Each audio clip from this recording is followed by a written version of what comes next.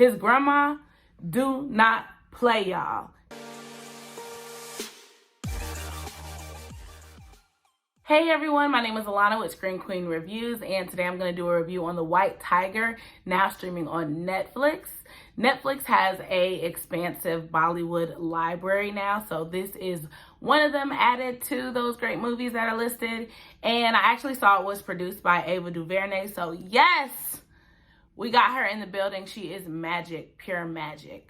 So if you are new to my channel, thank you for coming. I hope you guys enjoy my thoughts and opinions on this movie and see if you want to watch it or not. If you have listened to any of my reviews before and you're here again, welcome back. Thank you for listening. Everyone, please like and subscribe below.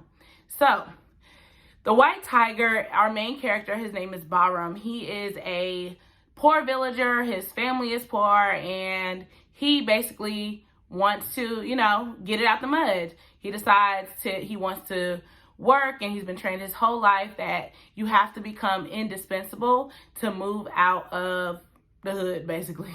And then he finds that even though he's done everything that he's supposed to do, a drastic incident happens and he realizes how worthless he is to them and how little they think of him and how they're willing to do anything that they can do in order to save themselves. So, needless to say, that sounds like a lot of drama, and we do see that in the movie, but it's also filled with comedic moments. We get a lot of background and build up for Bahram, and also a heavy look into the Indian caste system and how it actually is operating today. The way that they film the movie, they start immediately with where he ends, and then he goes back and he tells his story. A lot of wealthy, a lot of money being thrown around needlessly. This movie is a little bit hard to talk about, honestly, for a review, because there's not much you can say without trying to sell the movie, which is what I do not want to do for you guys. But this movie has a lot of background in building up into what the actual events of the story are. If you watch the trailer, you see that a major accident happens and our main character is pretty much the one who's like in deep trouble for this. And that happens relatively soon in the movie. So a lot of this movie is based off of the after effects of how pretty much his whole mentality has shattered and he has to rebuild himself and recreate what it is that he wants to do and break the rules. There are some moments where you can see the people who are fighting against what he's trying to do. His grandma do not play, y'all.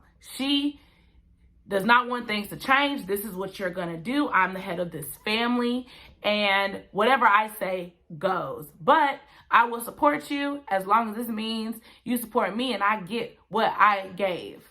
That's her mentality. And I'm not really mad at it. But of course, when new people come in, new generations, new ideas, new things happening.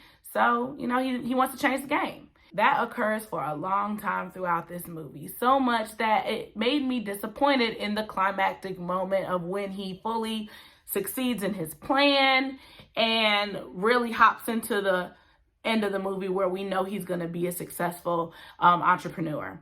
So he has his own business and everything. We know this is going to happen. We see the buildup of what he needs to do in his plan on how it's going to happen. But when it happens, it's just like, oh, we're here. Okay, we're done. I wanted more. Once we got there, I wanted to see, now that he has the means in order to create this, I understand you learn the lessons from how you were treated to what you'll do for yours, but I wanted to see how it grew to the level that it did. And I think it was more so of we ain't got that much time in this movie for that. I wish there was more Priyanka Chopra Jones in the movie. She was heavy in the first half of the movie and then just poof, gone. I will say this, she's a perfect example of you want things to change, but things will not change because you don't do anything about it. I believe it's worth the watch. There were definitely enough comedic moments to get you through the movie. I didn't feel like I was like, okay, what's going to happen now? This is enough. It was a lot of buildup, but the buildup made sense. I just wish there was enough to like roll it out on the second half. But you got to cut the movie at some point. So the movie's a little bit over 2 hours long. But again, I didn't feel it. I just wish there was more, and then it just ended and we're like, oh, we're here. I hope you guys enjoyed it and it gave you a good idea for if you wanted to watch the movie itself. Please like and subscribe. Follow me on all social media platforms at Screenqueenreviews, and make sure you hit the notification bell so that way you guys can see when I have some new videos up too. Bye.